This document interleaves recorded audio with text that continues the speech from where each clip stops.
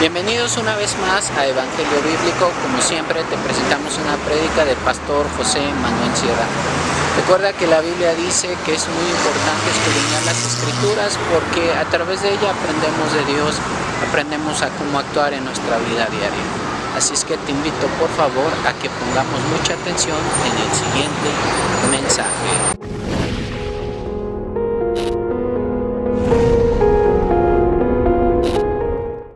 Y vamos a pedir que en este domingo de resurrección, en el que vamos a recordar de una forma especial este acontecimiento espectacular que marcó sin lugar a dudas un antes y un después en la historia de la humanidad, que el Señor en esta tarde nos hable, nos ministre, y todos y cada uno de los que estamos aquí y de los que después verán el culto o lo están viendo ahora, pues seamos bendecidos y que el Señor hable a nuestras vidas y fortalezca nuestra fe a través de su bendita palabra. Amén, hermanos. Gracias, Señor, te damos en este momento por este privilegio de poder estar aquí reunidos. Gracias porque nos has dado un regalo precioso, que es el de tu palabra, y queremos escudriñar las Escrituras pidiendo, Señor, tu dirección, pidiendo que tu Santo Espíritu, Señor, nos ilumine y nos muestre las verdades preciosas que se encuentran en ellas, Señor. Gracias porque podemos recordar de una forma especial en el día de hoy tu triunfo, tu resurrección, Señor. Y gracias porque adoramos a un Dios vivo que ha transformado nuestra vida, que ha limpiado y perdonado todos y cada uno de nuestros pecados. Y queremos en esta tarde que tú hables directamente al corazón de cada uno de nosotros. Nos encomendamos a ti y pedimos tu ayuda en el nombre de Jesús. Amén. Hebreos capítulo 5. Los versículos que voy a leer ahora, ya uno de ellos lo leyó Santi hace un rato. Yo los leía el día sábado cuando subí a la mañana a compartir al campamento de los jóvenes, porque Anderson me había comentado que hablar acerca del tema de la resurrección. Y yo lo que hice, y intentaré hacer esta tarde, es antes de llegar a la resurrección, que sin lugar a dudas es un hecho histórico espectacular, analizar unas cuantas cosas a la luz de la Escritura sobre nuestro Señor Jesucristo y cómo Él fue a lo largo de toda su vida, a lo largo de sus 33 años, preparándose para el momento cumbre, que era nada más y nada menos que morir en una cruz de aquella forma cruel e injusta, pero esa era la forma como estaba establecido por el Padre y escrito en las Escrituras. Y entonces vamos a leer en Hebreos capítulo 5, a partir del versículo 7, donde encontramos una clarísima referencia a su vida de oración y de comunión con el Padre, y también, como no, a la noche que derramó su alma y fue quebrantado ante la presencia del Padre en el huerto de Getsemaní.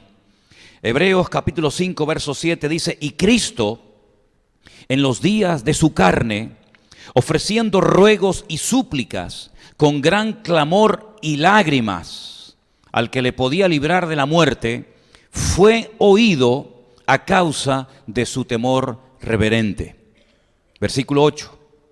Y aunque era hijo, este versículo es muy importante, y aunque era hijo, por lo que padeció, aprendió la obediencia.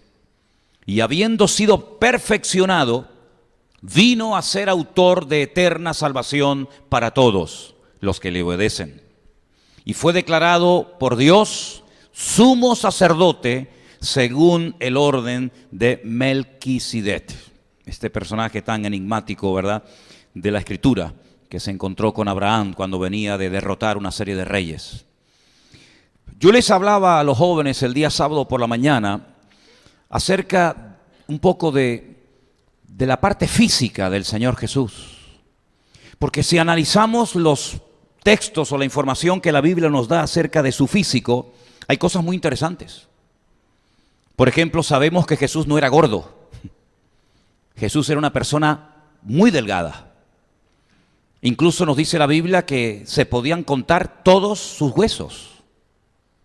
¿Dónde dice eso? En el Salmo 22. Lea detenidamente el Salmo 22. Y una de las cosas que dice es precisamente lo que le acabo de mencionar, que se podían llegar a contar todos sus huesos, sobre todo en la última semana de vida, cuando fue al madero a morir. En aquellos tiempos la gente no comía tanta basura ni tanta cantidad como hoy en día. Hoy en día comemos demasiado y comemos mucha basura.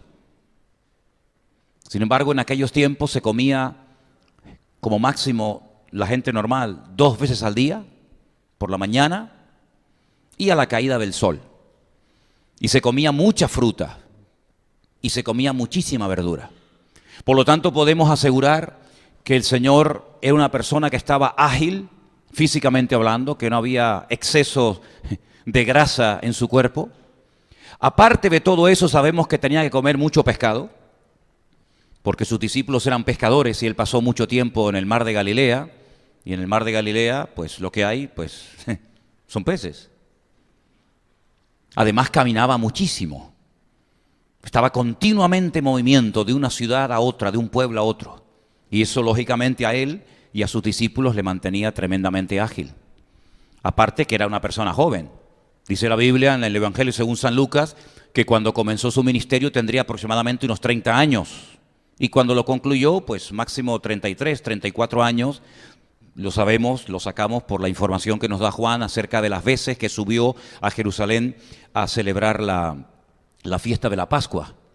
Ahora, a pesar de estas características positivas, pues por mucho que te cuides y por mucho deporte que hagas, ¿quién se puede preparar para morir en una cruz? Aparte del entrenamiento para morir en una cruz, pues ¿cuál sería? Que te vayan crucificando de vez en cuando para que al final llegues y, por lo tanto, el físico sí puede ayudar. Sabemos que Jesús era una persona ágil, joven, que comía bien, etcétera. Pero sobre todas las cosas lo que me llama la atención es su preparación espiritual. Y es ahí donde me quiero detener en esta tarde un poco. Porque al Señor Jesucristo no le tomó por sorpresa el hecho de que Él entrara en Jerusalén y lo crucificaran. Él sabía perfectamente lo que le iba a pasar. Prueba de ello es que antes de entrar triunfalmente a Jerusalén, como vimos la semana pasada, Él ya lo había profetizado. Él ya lo había dicho.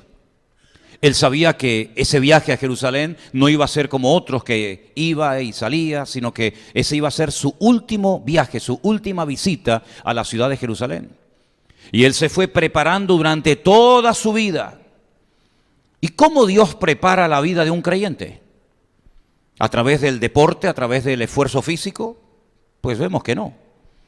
Vemos que el Señor tiene un sistema que no solamente lo utilizó con su Hijo, sino con todos y cada uno de los personajes que Él quiso en un momento puntual de la historia utilizar. Podríamos estar hablando horas, pero quiero mencionar simplemente algunos personajes que nos suenan y son muy conocidos para nosotros. Por ejemplo, José. José es una persona que no se preparó, digamos, físicamente para lo que se le venía encima, porque el deporte, la preparación física de poco le iba a servir a José, pero sí era una persona que sabemos que Dios lo trató, sabemos que Dios lo moldeó. Primero, experimentó algo que es tremendamente fuerte de aceptar y es su rechazo familiar. Sus propios hermanos, no lo olvidemos, fueron los que peor se portaron con él. Mira, se portaron peor sus hermanos que aquel amo que tenía en Egipto llamado Potifar. Para Potifar, José era una persona muy querida. Prueba de ello que le dio un voto de confianza poniendo todo bajo su autoridad. Pero sin embargo, para sus hermanos era una amenaza y había que eliminarlo. Y el Señor lo protegió milagrosamente. Sabemos que no lo mataron, aunque la idea era esa. Pero sintió en carne propia el rechazo de sus hermanos, las mofas de sus hermanos. Ahí viene el soñador. Sabemos que cuando llega a Egipto, lo compran como esclavo. Pienso que en ese momento José no sabía la lengua, el idioma que se hablaba allí. De la noche a la mañana pasa a ser un esclavo. De la noche a la mañana pasa a recibir órdenes en vez de a darlas. Y aparentemente todo le va de mal en peor, pero todas las circunstancias, todas las pruebas amargas, duras y difíciles por las cuales tuvo que pasar, todas le fueron preparando para el día cumbre, cuando el Señor lo sacaría de la cárcel y haría de este hombre una bendición a nivel mundial. Y todas las naciones de la tierra tenían que descender a Egipto a ser atendidas y a ser alimentadas por la mano de José. Y vemos, por ejemplo, el caso de David. David fue una persona que fue duramente tratada por el Señor durante años, desde el día que fue ungido hasta el día que es proclamado rey. Las pruebas, las dificultades que tuvo que atravesar David son innumerables. Y podríamos hablar no solamente de José y de David y de Moisés y de Abraham y de Job y de tantos y tantos personajes, incluido Cristo. Si alguien en esta vida pasó por todo tipo de experiencias amargas y dolorosas y humillantes, ese fue sin lugar a dudas el Señor Jesucristo. Isaías lo define en su capítulo 53 como un hombre, como un varón experto en quebrantamientos. Es decir, que él sabe lo que es ser incomprendido. Él sabe lo que es ser rechazado. Él sabe lo que es ser abandonado. Él sabe lo que es ser traicionado. Es decir, todas las pruebas habidas y por haber, si alguien las vivió en carne propia, ese fue el Señor Jesucristo. Y ese fue y es el sistema que Dios utiliza para probarnos, para acercarnos a Él, para hacernos crecer, para hacernos madurar y para hacernos útiles en su reino y en su obra. ¿Cuántos dicen amén? Decía un dramaturgo griego, aprender viene de sufrir. Aprender viene de sufrir. Los griegos tenían una frase que era la siguiente: el sufrimiento es la gracia salvaje de los dioses. No se descartaba en ningún momento el sufrimiento como parte del aprendizaje, sino más bien todo lo contrario. Prueba de ello que hasta la palabra discípulo viene de la palabra disciplina. Alguien que está siendo disciplinado, tratado, podado. Y por eso dice la Biblia que ninguna disciplina al tiempo presente parece ser causa de gozo, sino más bien de todo lo contrario, de tristeza. Pero después da fruto apacible de justicia. En otras palabras, si no aceptas, si no interiorizas la gran verdad bíblica de que Dios te va a tratar, de que Dios va a permitir ciertas y determinadas circunstancias que te pueden hacer sentir mal, que te pueden hacer sentir humillado, que te pueden hacer sentir como lo peor, no vas a terminar de crecer, no vas a terminar de madurar en las cosas del Señor. No huyas del trato de Dios. No huyas de lo que Dios quiere hacer en tu vida. ¿A través de qué? ¿De los aplausos? Tu vida. ¿A través de qué? ¿De los aplausos? En los aplausos no se aprende nada. El que te rían la gracia y te digan sí a todo lo que dices si quieres y te den todo lo que quieres, ahí no vas a aprender absolutamente nada. Te puedes llegar a echar a perder. Se crece y se madura. Y se acerca uno verdaderamente a Dios, es en la prueba, es en la dificultad, es en el sufrimiento, es en el dolor. Desde la angustia invoqué al Eterno y Él me oyó, decía el salmista en uno de los muchos salmos que escribió David. Y vemos que el Señor a su propio Hijo, dice, por lo que padeció, aprendió la obediencia. Ese fue el gran problema que tuvo Saúl. Hemos estado semanas estudiando el libro de Primera de Samuel y vimos que uno de sus personajes centrales, por lo menos los primeros capítulos, era Saúl. Y Saúl era una persona que cuando Dios lo quería tratar, hacía todo lo contrario y así le fue su vida, un desastre. Y terminó quitándose la vida porque fue un hombre inmaduro, no fue un hombre nunca espiritual que creció, que maduró. ¿Por qué? Porque no se dejó nunca tratar por la mano de Dios.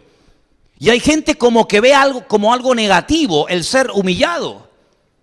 Hay gente que ve como algo negativo el ver que no te aceptan, que te desprecian, que no cuentan contigo, que no te saludan, que no te hablan. Y yo pregunto una cosa, ¿quién es el que permite todas estas cosas? ¿Quién es el que está detrás de todos estos problemas, luchas, dificultades o pruebas? ¿Quién es? ¿O es que hemos llegado a una conclusión equivocada de que parece como que el diablo puede hacer lo que quiera? Nada que ver, todo lo contrario.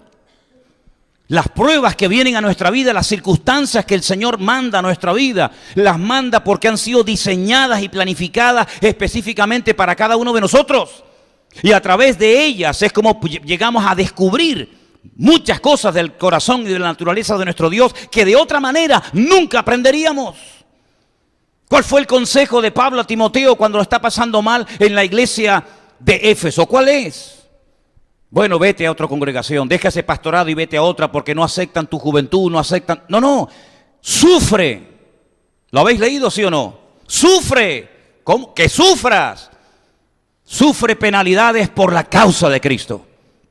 ¿Qué le dijo el Señor a través de la boca de Moisés a Josué? Esfuérzate, sé valiente, pelea, lucha.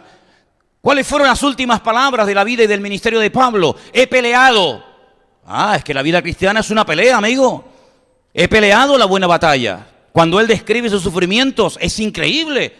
Por todas partes traiciones, por todas partes persecuciones de los judíos, de los cristianos, de falsos obreros. Increíble.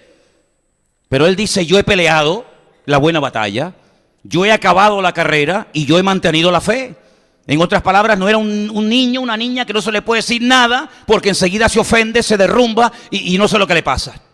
No, por lo que padeció, dice aquí, aprendió a ser obediente.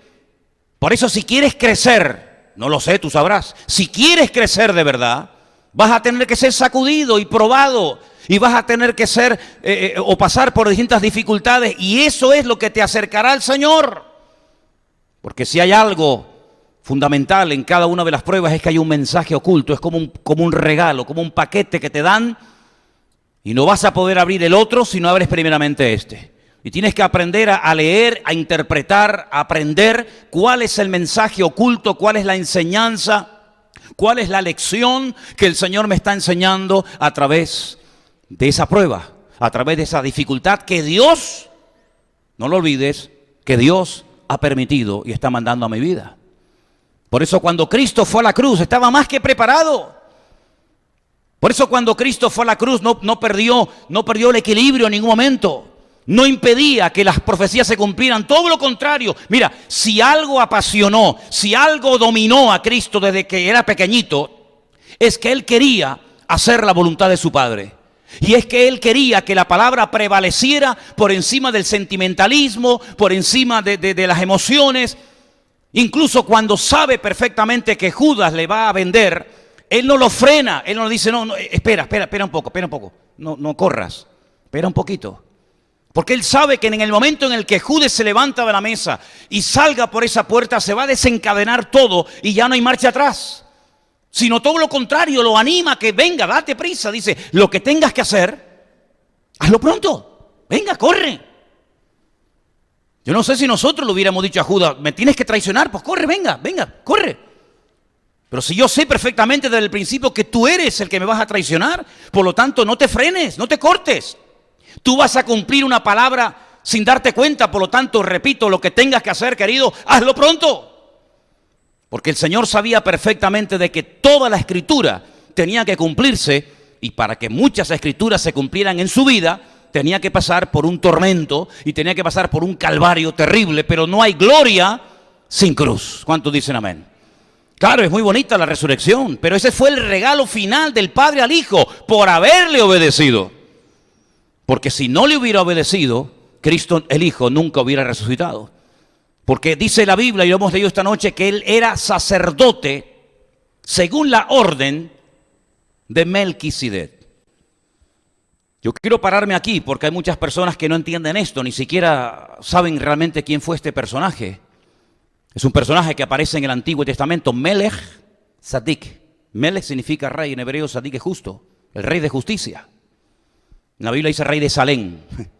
No, es rey de justicia. Y es interesante notar que antes del sacerdocio levítico había otro tipo de sacerdocio, que es el que Abraham reconoce. Es ante el que Abraham da diezmos. Algunos dirán, ¿y de dónde salió esa palabra? ¿Quién le enseñó a Abraham que había que dar los diezmos? Bueno, Abraham lo sabía. Y dice la palabra de Dios que ese sacerdocio, que es antes del sacerdocio levítico, es el que va a permanecer para siempre. El sacerdocio levítico hoy en día no existe. No hay sacerdotes en Israel que están oficiando en el templo. De hecho, no hay ni templo. Pero Cristo, que era de la tribu de Judá, no de la tribu de Leví, por la ley mosaica nunca podía haber llegado a ser sacerdote, pero por el sacerdocio de Melquisedec sí podía hacerlo. Y de hecho, en los Salmos dice que el Mesías sería sacerdote según la orden, según el sacerdocio de Melquisedec, que es para siempre y no como el otro que tiene un principio y tiene un fin. Y la palabra del Señor nos enseña que el Señor Jesucristo, conociendo las Escrituras perfectamente, Él hizo todo lo que podía y mucho más para que la palabra se cumpliera al pie de la letra. Yo les dije la semana pasada, y quiero que tengan claro esto, que en esos últimos días de la vida de Cristo, desde que Él entra triunfalmente a Jerusalén hasta que muere en el Monte de la Calavera, se cumplen más profecías que durante todo su ministerio. La entrada triunfal, como vimos, estaba profetizada por Zacarías, capítulo 9, verso 9, que el Mesías entraría montado en un pollino de asno a la ciudad de Jerusalén. En el libro de los Salmos, que está lleno de profecías mesiánicas, de hecho hay salmos enteros que están dedicados solamente a Él, al Señor, Él hablaba de que el hombre de mi confianza levantará contra mí su calcañar. Por lo tanto, Él sabía perfectamente que Judas le iba a traicionar. Él sabía perfectamente hasta cuánto dinero, cuántas monedas le iban a ofrecer a Judas para que traicionara al maestro. Él sabía perfectamente que sus discípulos lo abandonarían en el momento más difícil y duro de su vida. Él sabía perfectamente, lo dice Isaías capítulo 53, lean ese capítulo que no habla del pueblo de Israel, no habla del pueblo de Israel. Durante siglos en Israel se creyó, los rabinos aceptaron que Isaías capítulo 53 es un capítulo mesiánico, un capítulo que habla del Mashiach, que habla del Señor, no habla del pueblo de Israel. Hasta que un tal Rashi, un gran, entre comillas, rabino judío francés, dijo que no, que Isaías capítulo 53, como lo estaban utilizando mucho los mesiánicos, los cristianos, para demostrar que toda la tortura y el sufrimiento de la vida de Cristo estaba avalada y respaldada por Isaías 53, él dijo que no, que el sufrimiento, quien lo experimenta no es el Mesías, sino el pueblo del Mesías, es decir, es una descripción del pueblo de Israel, pero es rotundamente falso, rotundamente falso. Ese capítulo no habla en absoluto de Israel, ese capítulo habla totalmente de principio a fin del Señor Jesucristo. Y una de las cosas que dice en ese capítulo profético, que parece que lo está escribiendo el profeta Isaías al pie de la cruz, aunque lo escribió cientos de años antes del nacimiento de Cristo, dice que Jesús sería crucificado entre malhechores, pero sepultado como un rico. ¿Cómo podía saber Isaías eso? Es que no lo sabía, se lo reveló el Espíritu Santo y por eso se escribió en la palabra. Y efectivamente, el día que crucificaron a Cristo, lo crucificaron entre malhechores, entre personas que habían cometido un delito de tal envergadura que el imperio romano, el derecho romano los condenó a muerte. Pero ese mismo día, a pesar de que es tratado y crucificado entre malhechores, es enterrado no en tierra, no en un nicho, sino en una cueva que alguien le donó y que era un nicho, una cueva familiar, y era la forma como los ricos se enterraban. Y eso estaba profetizado en el libro de Isaías.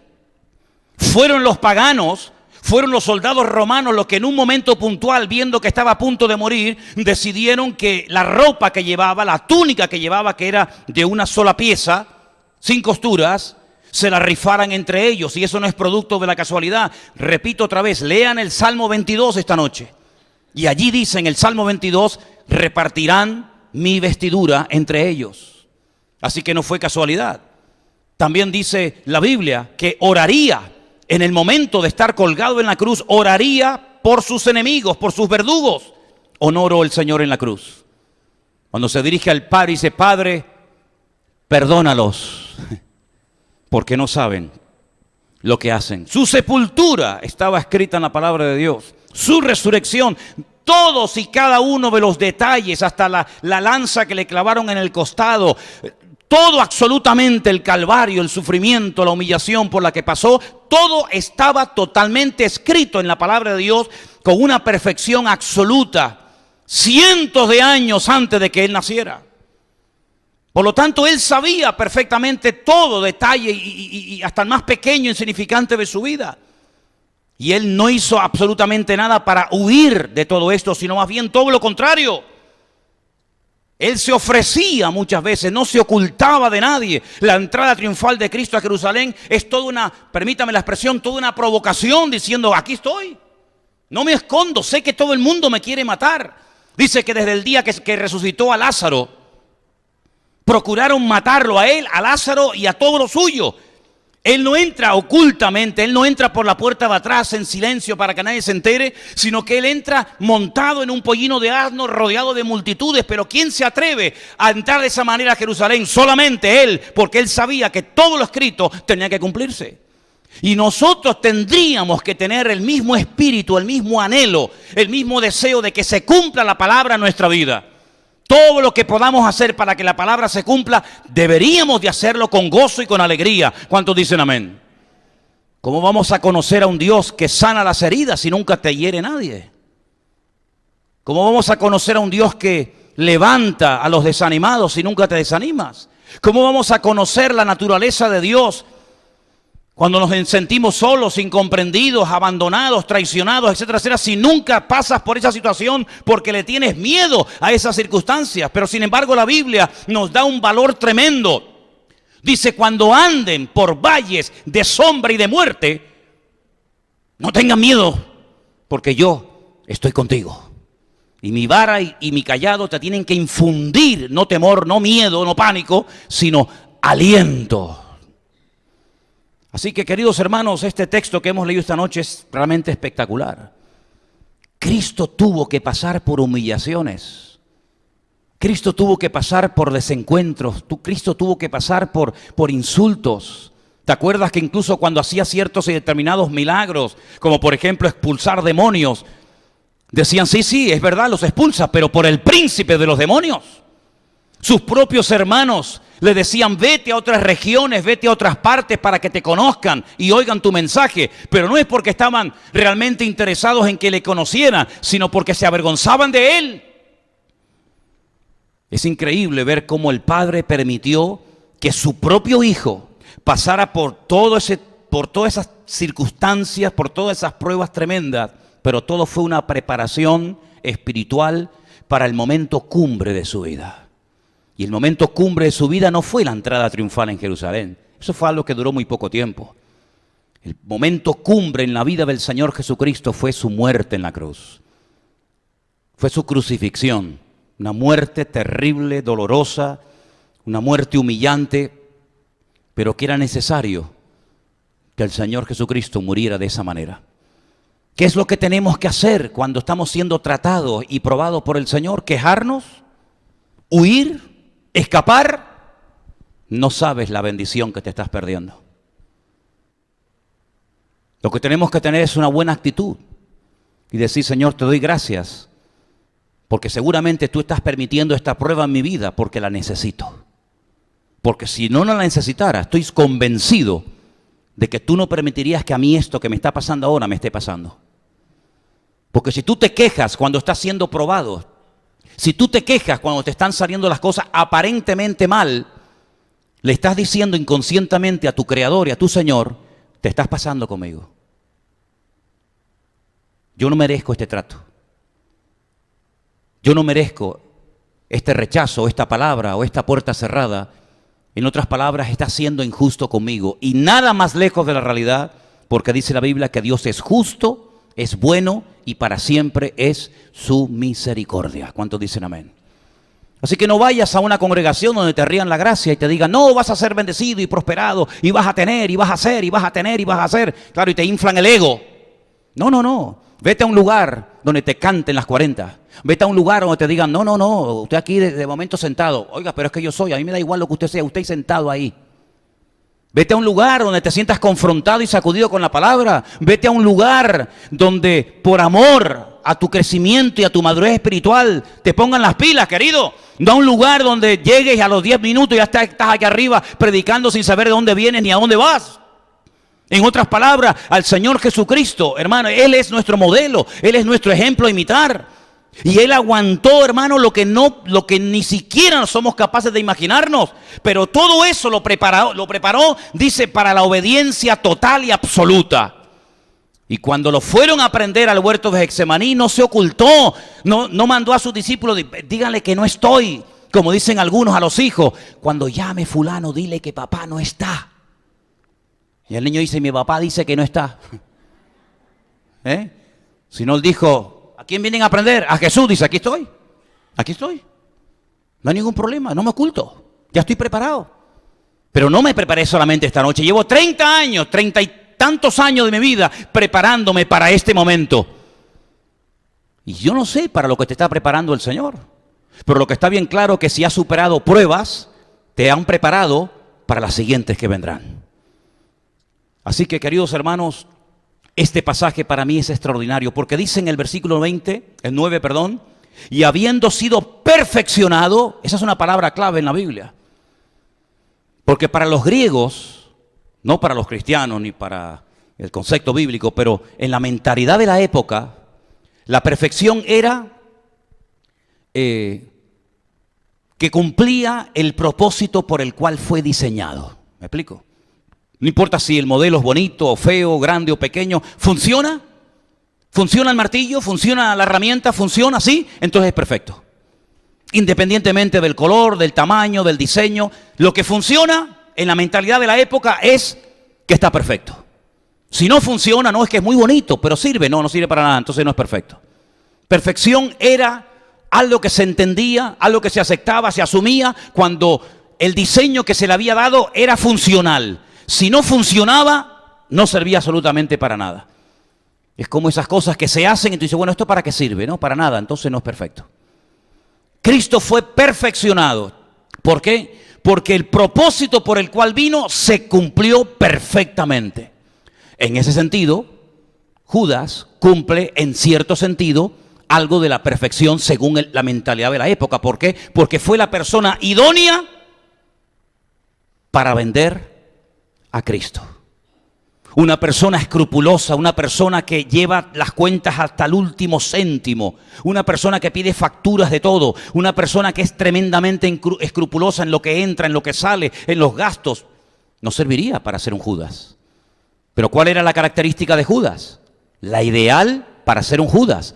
Amaba el dinero. Y siempre le gustó el dinero. Y siempre se aprovechaba de la ocasión y metía la mano en la bolsa, aunque daba una imagen de que todo lo llevaba cuadrado, matemáticamente perfecto. Por lo tanto, las pruebas que vienen a nuestra vida son perfectas. Porque ¿quién las manda? Un Dios que es perfecto. Que dice en su palabra que los que le amamos, todo nos ayudará para bien. Por lo tanto, dice Santiago en uno de sus versículos, en sus textos, tener sumo gozo. Un gozo no normal, un gozo fuera de lo normal. Cuando os halléis en diversas pruebas, sabiendo que las pruebas producen, y ahí dice paciencia, y otras muchas cosas más. Las pruebas de Cristo produjeron en él un carácter tan maravilloso que la gente se sorprendía de verlo a punto de morir y que era capaz de orar por sus verdugos. Era capaz de mantener la calma delante de Poncio Pilato. No se quejó, no dijo, pero ¿por qué van a soltar a este desgraciado, a Barrabás? Mírenme a mí, mi currículum, lo que yo he hecho, lo que yo soy en comparación con este. En ningún momento salió nada negativo de su boca, sino que él entendía perfectamente que todo estaba saliendo según lo pensado y diseñado por el Padre en la eternidad. Todo, Pilato, fue necesario que hubiera un Pilato, era necesario que hubiera un traidor, era necesario que hubieran unos verdugos. Todo fue perfecto porque lo había diseñado por el Padre desde antes de la fundación del mundo. ¿Cuántos dicen amén? Y si Dios, el Padre, tomó tanto esmero en proteger, en guiar, en tratar a su Hijo, ¿cuánto más contigo y conmigo, que ahora le hemos conocido y le hemos recibido como nuestro Padre y como nuestro Pastor soberano? ¿Cuántos dicen amén? Por lo tanto, gloria a Dios, gloria a Dios. Pero te vuelvo a repetir, no huyas, no te escondas, sino todo lo contrario, agradécele a Dios que el trato de Dios siempre va a producir en ti algo positivo y siempre va a traer a tu vida madurez y más crecimiento delante de la presencia del Señor. ¿Cuántos dicen amén? Claro, la resurrección. Es muy bonito hablar de la resurrección, pero que para resucitar, primeramente tienes que estar muerto. Si no mueres, no hay ninguna posibilidad de resurrección. Si no mueres, y más como tienes que morir, no vas a volver a la vida. Es decir, el triunfo sobre la muerte, el triunfo sobre el diablo, el triunfo sobre el pecado, no va a venir simplemente porque seas el Mesías, sino que hay un altísimo precio a pagar, y el precio es tu muerte, tu crucifixión. Pero Cristo sabía perfectamente, porque la voz audible de Dios se oyó el día de su bautismo. ¿Os acordáis? Este es.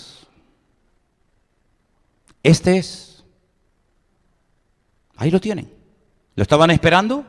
Ahí lo tienen. Este es mi Hijo amado, en el cual deposito toda mi confianza, mi respaldo y mi apoyo. Dios avalándolo, el Padre con voz audible, dando testimonio, dando fe de que este es. Por eso le dedicó tanto tiempo a su perfeccionamiento. Por eso le hizo pasar por tantas luchas, circunstancias y pruebas, porque Dios había dicho, este es, y no podía fallar a última hora. Por eso en el mismo huerto de Getsemaní, el Hijo ora al Padre y le dice, Padre, no se haga mi voluntad, sino la tuya. Y la voluntad del Padre sabemos perfectamente que en aquel momento era que Cristo fuera a la cruz a morir por toda la raza humana. ¿Cuántos dicen amén? Por lo tanto, fue perfeccionado, aprendió a ser obediente, sumiso al Padre, por lo que padeció. Luego, el sufrimiento es la mayor bendición que en momentos puntuales de la vida Dios puede mandar a nuestras vidas. Aunque nos han enseñado de pequeñito que lo que hay es que huir del sufrimiento y del dolor y de las pruebas, sin embargo, es el mejor favor que Dios nos puede hacer a nosotros. Y si te está probando, si te está tratando el Señor, pues mira, dale gloria al Señor, porque eso significa de que Dios te ama mucho, porque si no, no te dedicaría ni un minuto de su tiempo a ti. ¿Cuántos dicen amén? Dile al que está a tu lado, gózate cuando estás siendo probado. Gózate cuando estás siendo probado. A Miguel no se lo dijo nadie, ¿eh? A María no se lo dijo nadie. Sonia, a ti tampoco te lo dijo nadie. A ti tampoco te lo... Entonces, ¿se lo tienen que decir? Díganselo a Miguel. Gózate cuando estás siendo probado. A Sonia veo que no se lo está diciendo nadie. ¿Se lo dijiste? ¿A ti quién te lo dijo? Gózate cuando estás siendo probado. ¿Cómo fue probado José? ¿Por los inconversos o por sus hermanos? ¿Quién probó a José? Pues lo probó Judá, lo probó Leví, lo probó Neftalí, lo probó todos sus hermanos, lo probaron. Solamente hubo uno, Rubén, que dijo, no, vamos a hacer una cosa. En vez de matarlo, vamos a venderlo. Te digo sinceramente, no sé qué hubiera sido mejor, ¿eh? Porque si te matan y ya está. Pero lo que te queda por delante, querido, ni te imaginas lo que te queda por delante. Primero, te vas a ir desnudito, así como tu madre te trajo al mundo, desnudo, te vas a ir a Egipto. Porque dice que la túnica que llevaba se la arrancaron y la mancharon con sangre, que fue la túnica que le presentaron a su padre. Padre, ¿tú reconoces esta túnica? Sí, es la de mi hijo. Luego, si le quitaron la túnica, ¿qué llevaba por debajo? ¿Qué llevaba? Nada. Desnudo. Llegas a Egipto, no te puedes comunicar, no sabes lo que están diciendo tus enemigos. Pero antes de ir a Egipto, si ustedes leen bien el pasaje, la caravana que lo compró se la vende a otra caravana. Si no es que lo compraron estos y estos lo llevan a Egipto, no. Estos lo compran y por el camino se la venden a otra. Y cuando llega a Egipto, lo ponen sobre una tarima junto con un montón de esclavos y hacen una subasta a ver quién da más. Y lo compra un señor llamado Potifar y se lo lleva a su casa. Y todos conocemos todo lo que tuvo que pasar. Y todos conocemos que tuvo que pasar por la cárcel, pero no las cárceles que conocemos o que vemos por la televisión. No. Una mazmorra terrible. Humillado, privado de libertad, sin familia, mala comida, mala cama, todo un desastre. Pero dice la Biblia, pero Dios siempre estuvo con él. Y algunos dirían, pues menos mal. Menos mal que estuvo el Señor con José, porque si no llega a estar... Hombre, si no llega a estar hubiera muerto. Pero sin embargo José llegó a ser una persona tremendamente utilizada, tremendamente bendecida, pero primeramente tuvo que pasar por un proceso terrible de perfeccionamiento. Si no eres capaz de superar el odio de tus hermanos, tú no vas a poder superar el odio de los egipcios o de los presos cuando te metan en una mazmorra en Egipto. En otras palabras, las pruebas son proporcionales a tu nivel de madurez. Dios te prueba en base a tu nivel de madurez. Las pruebas están diseñadas específicamente para cada uno de nosotros. No es que hay un saco donde Dios mete la mano y dice, esta para ti, esta para este, esta para fulano. No, sino que Dios ha diseñado tu vida de principio a fin. Y el Señor sabe dónde te tiene que probar ahora. En lo económico, yo lo pruebo en lo económico, no te preocupes. Si Dios es capaz de hacerte rico, de hacerte pobre así en un segundo. Dios es capaz de darte todo, quitarte todo. En la salud, sin ningún problema. En lo familiar, Dios te puede probar en lo que Él quiera. No tiene que pedirte permiso. Amén, hermanos. Dios no tiene que pedirnos permiso. Oye, una cosita. ¿Qué te parece si la semana que viene por la tarde te mando una pruebecita? Ay, no, Señor, por favor. Bueno, venga, va. Pues entonces no te preocupes. Te la mando el mes que viene. O se la mando al otro. Sí, mándasela a ella que le hace falta. No. Señor no tiene que pedirnos permiso. El Señor no tiene que decir, oye, ¿qué opinas? Es que yo no quiero saber ni lo que opinas. Lo que tienes que preguntarle es a Dios, Señor, ¿cómo me ves? Porque según como Dios te vea, te va a mandar o no una u otra prueba. Y por eso a su hijo lo probó en todo. Alguien me decía hace unos días, ¿y por qué tardó 30 años Jesús en aparecer en la escena pública? Hombre, primero porque probablemente su padre estaba vivo y los hijos no podían prevalecer por encima de los padres mientras estos vivían. Pero en segundo lugar, lo que Cristo iba a hacer iba a cambiar el rumbo de la historia de la humanidad. Tardó más en ser preparado que en ser usado. 30 años de preparación. 3 años de ministerio. Hay algunos que quieren prepararse 2 semanas para tener 30 años de ministerio. Y es al revés. Cristo fue más tiempo probado y tratado por el Padre. ¿O tú te crees que es fácil esperar? Tuvo que aprender a esperar. Incluso fue casi hasta su madre la que le tuvo un poco que decir, pero hijo, venga. Que ya papá murió. Que no tienen vino. En otras palabras, Él no se adelantaba a los plazos, Él no se adelantaba a los tiempos, sabía perfectamente cuándo era tiempo de hablar, cuándo era tiempo de callar, cuándo era tiempo de hacer un milagro, cuándo era tiempo de no hacer nada. Lo sabía perfectamente porque fue tratado por el Padre, y cuando uno es tratado por el Señor, uno sabe perfectamente cómo tiene que comportarse en cada momento y en cada circunstancia de la vida. Y tú no ves a Cristo nunca desesperado, ni amargado, ni frustrado, sino al contrario. ¿Cómo termina casi los últimos versículos del capítulo 53 de Isaías? Porque claro, lo empiezas a leer y dices, madre mía, angustiado, despreciado. Pero al final dice, y verá el fruto de su aflicción y quedará satisfecho. Ha merecido la pena pasar por todo esto, gloria a Dios. Ha merecido la pena ser crucificado. Ha merecido la pena ser escupido, ha merecido la pena ser abandonado, traicionado, vendido, etcétera, etcétera. Verá el fruto de su aflicción y quedará satisfecha su alma. ¿Cuántos dicen amén? Esa satisfacción viene después del dolor, viene después del calvario, viene después del sufrimiento. Pero sin embargo hay cristianos que tienen como prioridad en su vida, tienen como meta en su vida el tener o el ser.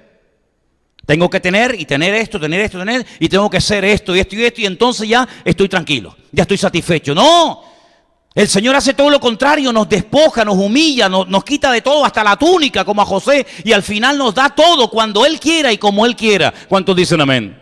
En otras palabras, la agenda quien la tiene que llevar es del Señor, no tú. Como tú quieras planificar tu vida y tu tiempo, vas mal, querido. Porque somos propiedad de Dios, hemos sido comprados a precio de sangre y Él tiene todo el derecho de probarnos cuando quiera y como quiera. Y dice la Biblia aquí que fue perfeccionado y llegó a ser autor de eterna salvación. No es que tiene que morir cada año, sino de eterna salvación para todos los que le obedecen. ¿Sabes que cuando estudiamos Primera de Samuel, decía que cuando Saúl intentó justificar su desobediencia ante el profeta Samuel, diciéndole, no, mira, ¿sabes lo que pasa? Yo sé que tú me dijiste que no cogiéramos nada. Yo te entendí, ¿sabes? Yo te entendí. Y yo sé que tú me dijiste que no cogiéramos nada de la malecita, que era todo maldito, que no teníamos que tener esa atracción, pero el pueblo, ¿sabes? El pueblo los ha perdonado porque los vamos a presentar en sacrificio.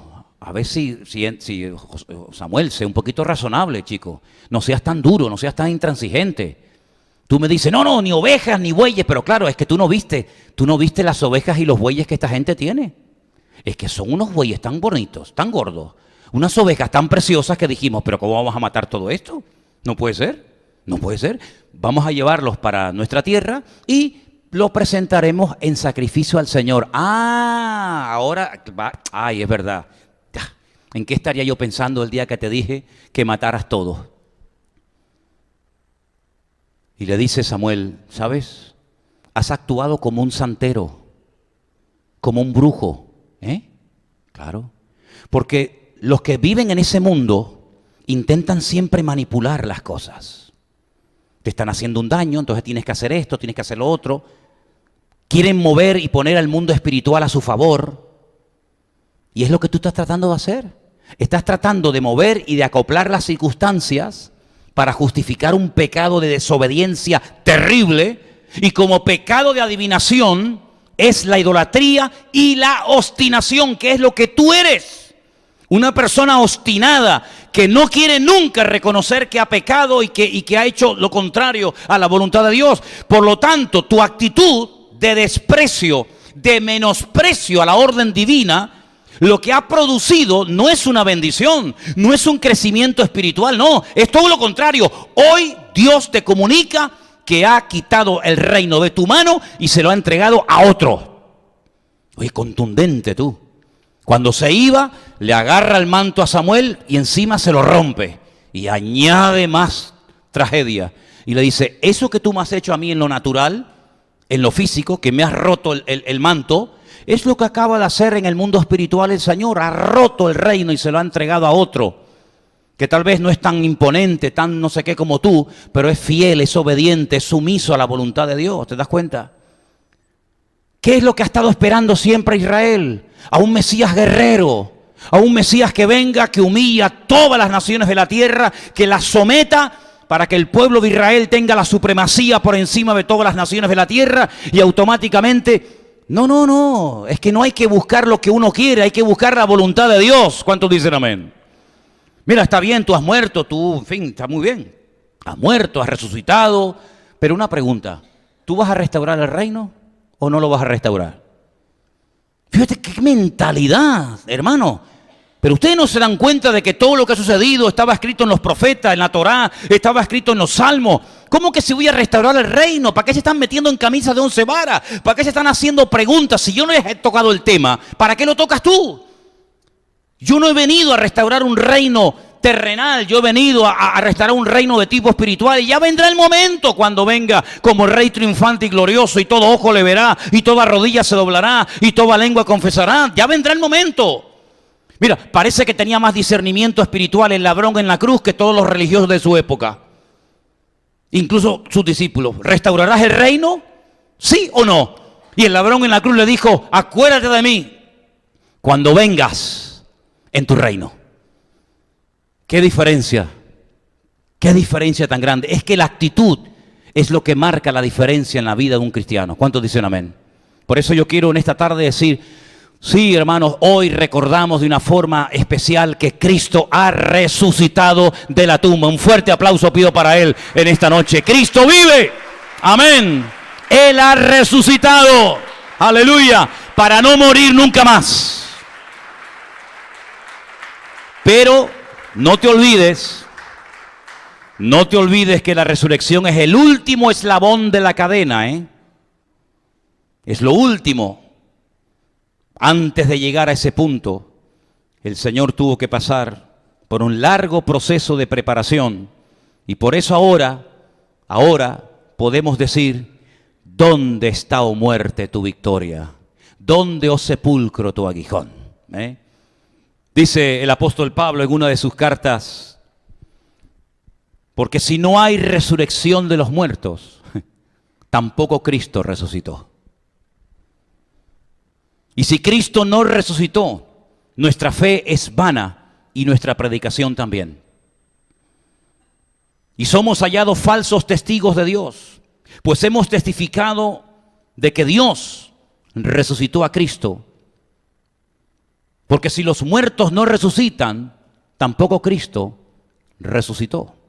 Y si Cristo no resucitó, nuestra fe es vana, totalmente inútil, y aún estamos en nuestros pecados. Entonces también los que durmieron en Cristo perecieron. Y si en esta vida solamente esperamos en Cristo, somos los más dignos de conmiseración de todos los hombres. Y el capítulo 15 de 1 Corintios es un capítulo monográfico que trata el tema de la resurrección. ¿Por qué? Porque sin resurrección nuestra fe no tiene ningún sentido. Nosotros no estamos aquí, en esta tarde, en este lugar, cantándole a un muerto. Yo sé que hay gente que le canta a los muertos, pero nosotros no le cantamos a un Dios muerto.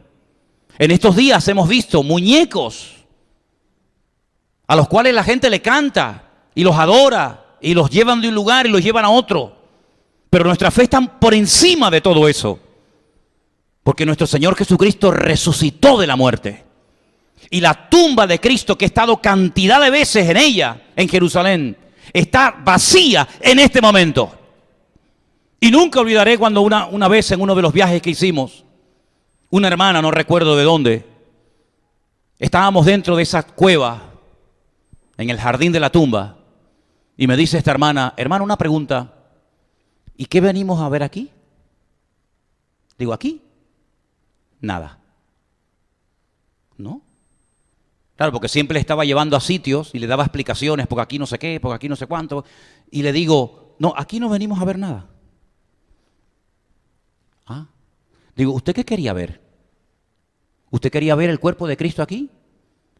Hemos ido a Hebrón, la ciudad de Hebrón, tanto la parte musulmana como la parte judía. Gracias a Dios podemos entrar tanto a una como a otra, cosa que no todo el mundo puede hacer. Mi hermana, por ejemplo, no la dejaron entrar a una parte, pero a mí sí. Y le digo, mira, ahí en esa tumba está enterrado el patriarca Abraham y al lado su mujer, Sara. Wow. De allí están todos los judíos y los musulmanes delante de la tumba del patriarca Abraham y de la matriarca Sara. Mira, y aquí al ladito está su hijo, está Isaac, y al lado está Rebeca. Wow. Mira, y aquí está Jacob y Lea. Raquel no, porque está enterrada en otro sitio. Por ahí están los tres patriarcas, Abraham, Isaac y Jacob, y está Sara, Rebeca y Lea. Y la gente va a Hebrón, a la tumba de los patriarcas, a la cueva de Macpela. La cueva de Macpela significa en hebreo la cueva de las parejas. Hay una tradición judía que dice que también allí están enterrados Adán y Eva. Y es una cueva sobre la cual, tanto encima como enfrente, el rey Herodes mandó a construir un mamotreto de edificio espectacular. Y puedes ver cómo la edificación es de la época de Herodes, por las rayas que tiene, horizontales, verticales, por la forma de colocar las piedras. Eso es muy interesante estar allí, ¿verdad? Ese fue el lugar que Caleb dijo, dame ese monte. Pero es que ahí viven los gigantes. Dice, sí, claro, pero ustedes ven los gigantes, los hijos de Anac, pero yo veo otro tipo de gigantes. Yo veo a los gigantes de la fe, a los patriarcas, y peleó por ese monte, ¿verdad? Pero en la tumba de Jesús no vas a ver nada, está vacía. Hay un cartel que dice, Él no está aquí, Él ha resucitado. ¿Cuántos dicen amén?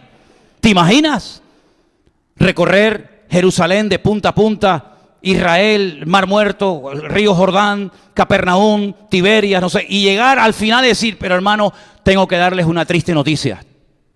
El Señor Jesucristo está allá adentro. Oh, sería terrible, ¿no? No. Pero en ese lugar cuando vamos, hacemos un culto allí, hacemos un culto y a veces partimos el pan y el vino y cantamos y adoramos al Señor con alegría. Y vienen hermanos de todas partes del mundo y ahí hacen sus cultos. Hay a veces un grupo chino, japonés, nigeriano, italianos, alemanes, etcétera. ¿Por qué estamos allí cantando? ¿Adorando a un muerto? No, dándole gloria a Cristo porque está vivo y vive por los siglos de los siglos. Amén. Y eso es lo que hoy queremos. No sé si coincide o no. Yo siempre digo esto porque hay algunos que son muy meticulosos. No, pero es que la fecha no es hoy, la fecha. A mí me da igual si es hoy o es mañana por la noche o la semana que viene. Sí, ya sé que la Pascua, la Pesaj, la fiesta judía, empezó el día 30 y termina el día 7 de abril. Sí, yo sé todo eso. Pero yo lo único que sé, que hoy queremos de una forma especial, como si lo queremos volver a hacer dentro de 20 días, no pasa nada. Hoy estamos recordando de una forma especial que nuestro Señor Jesucristo está vivo. Y hay esperanza. Y hay sanidad para los enfermos. Y hay libertad para los oprimidos por el diablo. Y hay una esperanza, hay una respuesta para la humanidad. Porque Él está vivo. Y si Él no estuviera vivo, yo no sería predicador. No sé, sería bombero, torero, carpintero, yo qué sé lo que sería. Pero predicador ¿de qué? De un muerto. No, para eso ya hay muchos. Pero ¿sabes lo hermoso que es saber que cuando oramos Él está a nuestro lado y nos oye?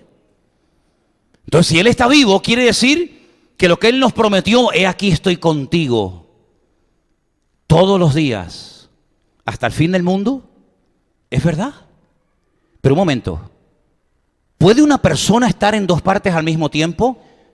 El concepto espacio-tiempo no se nos escapa de la mano los seres humanos, porque yo no creo que haya nadie aquí que sea capaz de estar en dos sitios al mismo tiempo. ¿Usted puede? ¿Usted puede, hermana? Yo creo que hay algunas madres. Mi madre tenía ese don. Ella estaba, bueno. Hay mujeres que tienen ese don. No, yo sé dónde estaba, yo te vi. ¿Qué va a ver? Pero el ser humano no puede estar en dos sitios al mismo tiempo. Pero si Él dice a ti, cuando abres la Biblia, aquí en Tenerife, yo estaré contigo todos los días hasta el fin del mundo. Y un hermano en ese momento en Venezuela, en Colombia, en Japón, en América, en Israel, está leyendo el mismo texto. ¿Con quién está? ¿Con el de allá? ¿Con el de aquí? ¿Con cuál está? Con todos. Luego Él tiene que ser Dios. Porque si no es Dios, Él no puede estar en dos sitios al mismo tiempo. Pero Dios, como es omnipresente, puede estar en todas partes al mismo tiempo. ¿Cuántos dicen amén? ¿Y quién es el que está contigo cuando duermes? El ángel del Señor, el Malaj Elohim, el enviado del Señor. ¿Quién es el enviado del Señor? ¿Quién es el enviado del Señor? No, es Gabriel. Entonces Gabriel, cuando usted duerme, está ahí al lado de su cama, ya. Y también está con la hermana en otro país, y con el hermano en otro lado, y con el piloto, y con el... No. El ángel del Señor en ese texto es Él. Lo que pasa es que en el Antiguo Testamento dice el ángel del Señor, el enviado del Señor, y en el Nuevo Testamento Él habla en primera persona, yo estaré contigo todos los días hasta el fin del mundo. Pero lo leas en el Antiguo, lo leas en el Nuevo, el ángel del Señor acampa alrededor de los que le temen y los defiende.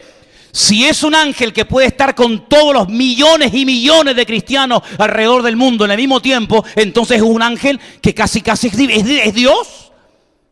Pero es que los ángeles no pueden estar en todas partes al mismo tiempo. El único que puede estar en todas partes al mismo tiempo, en diferentes horarios, en diferentes continentes, es Dios. Quiere decir que si Él es Dios, va a estar contigo, conmigo y en todas partes de la tierra. ¿Cuántos dicen amén?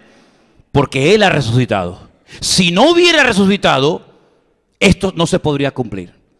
Quiero ya terminar diciendo algo. Hubo gente que resucitó tanto en el Antiguo como en el Nuevo Testamento antes que Él, ¿sí o no?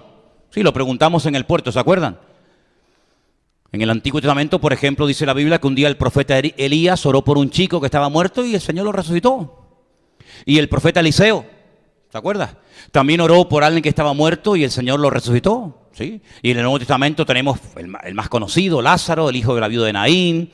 El día que murió, dice la Biblia, que se rompieron los sepulcros, las rocas, y muchos santos que habían estado muertos se presentaron a mujeres en la ciudad de Jerusalén y otras personas más. Pero todos esos volvieron a morir. Luego, la palabra resurrección no es la correcta. Revivieron, volvieron a la vida. Pero es que Cristo no revivió, Cristo resucitó. Por eso dice que eres las primicias. Él resucitó porque resucitó para no morir nunca más. No murió como Lázaro al poco tiempo, a los años, sino que resucitó, ascendió a la diestra de Dios Padre y allí está, ¿qué haciendo? Intercediendo, orando por ti y por mí cada día. Así que lo tenemos todo para vivir en victoria. ¿Cuántos dicen amén? Si no vives en victoria es porque no quieres. Es porque te has ahí apalancado y te estás lamiendo las heridas, como el perrito cuando tiene una llaga, que se lame la herida y se lame la herida y se lame la herida. Pero nosotros ya no nos tenemos que lamer las heridas, porque por sus llagas fuimos nosotros curados. Y Dios nos ha llamado para vivir en victoria y a partir de ahora ser cabeza y no cola, nunca más. Así que no lo traiciones, no huyas del trato de Dios, porque yo creo que todavía muchos de los que estamos aquí no hemos todavía llegado al nivel al cual el Señor nos quería llevar. ¿Cuántos están de acuerdo? Vamos a orar. Cierra tus ojos ahí. Voy a pedirle a los músicos si pueden pasar adelante. Y vamos a pedirle al Señor en esta noche, en este domingo tan especial para los cristianos, que no se nos olvide nunca. No importa cómo te sientas, no importa dónde vivas, no importa a lo que te dediques. Recuerda que Cristo está vivo. Eso es lo verdaderamente importante. Si tienes o no tienes esto o aquello, eso es secundario, eso no tiene importancia. Lo verdaderamente importante aquí es saber que mi Señor está vivo, que Él no me va a abandonar, que Él ha prometido estar contigo como padre, como madre, como hijo, como hija, soltero, viuda, casada. Él va a estar con nosotros siempre, todos los días, hasta el fin del mundo. Y eso es lo verdaderamente importante y lo que marca la diferencia. Porque mira, las circunstancias pueden variar, podemos tener más, podemos tener menos, podemos tener un buen trabajo, estar en paro, o podemos estar enfermos, o podemos estar sanos. Da igual, la vida da muchas vueltas, ¿sabes? La vida da un montón de vueltas. Y a lo mejor hoy tu hijo te da una alegría y mañana te da una mala noticia. Pero mira, aquí lo importante de lo que se trata no es de lo circunstancial, no es de lo pasajero, no es lo que pasa en tu entorno. Aquí lo principal es lo que Dios declara en su palabra. Y Dios en su palabra dice que yo voy a estar contigo todos los días. Todos los días. Oye, pues eso me trae a mí una alegría y una tranquilidad fuera de lo normal. ¿Sabes por qué? Porque mi padre ya no está conmigo, ya se me murió el viejo. Y mi madre vive en otra isla. Y a lo mejor las cosas cambian, pero el que tiene que estar conmigo siempre estará. Nunca te va a abandonar. Mira, hay un salmo en la Biblia. Yo sé que tú lo sabes, te lo recuerdo. Dice, aunque tu padre y tu madre te abandonen, yo nunca te abandonaré. Claro, nos cuesta meternos en la cabeza que una madre, que un padre abandone a un hijo. Pero es que ha pasado. Es que ha pasado. Y padres y madres que han matado a sus propios hijos. Tú dices, pero si eso no lo hace ninguna mala bestia. Vete a quitarle un osito a una osa. Vete a quitarle un lobito a una loba. Vete a quitarle un animal a un... Imposible. Dan la vida. Te atacan. Sin embargo, el ser humano ha llegado tan bajo que ha sido capaz hasta de matar a los suyos. Tremendo. Pero el Señor dice, mira, yo nunca te haré eso. Yo nunca te voy a abandonar. Procura no abandonarlo tú a Él. Yo voy a estar siempre contigo. Señor, gracias te damos en esta noche. Porque tú estás vivo y estás en medio nuestro en esta tarde aquí. Gracias, Señor, porque circunstancias, pruebas y dificultades vendrán. Pero yo sé que tú vas a estar detrás de cada una de ellas, fortaleciéndome, enseñándome el mensaje oculto que hay detrás de ese problema o esa dificultad. Contigo no hay casualidades, no hay injusticias. Contigo está todo perfectamente diseñado y organizado. Y en esta tarde, Señor, te damos gloria y honra, porque tú has mostrado en tu palabra claramente que si quiero ser usado, si quiero crecer y madurar, tendré que ser probado. Y ayúdame a no huir, a no salir corriendo de situaciones tal vez no muy agradables, pero que al fin y al cabo tú has permitido por las cuales yo pase. Enséñame a descubrir el mensaje oculto en cada circunstancia por la cual tú me hagas pasar. Que esta congregación sea para mí un taller, una escuela, donde yo pueda descubrir más y más de ti, de tu palabra. Y si tienes que utilizar a alguien a mi lado para tratar con mi vida, te daré gracias, porque yo sé que si tú lo permites y lo haces, será para mi bien. Y por eso te doy gracias en esta tarde de todo corazón, en el nombre de tu amado Hijo Jesús. Amén. Amén. Nos ponemos de pie, hermanos.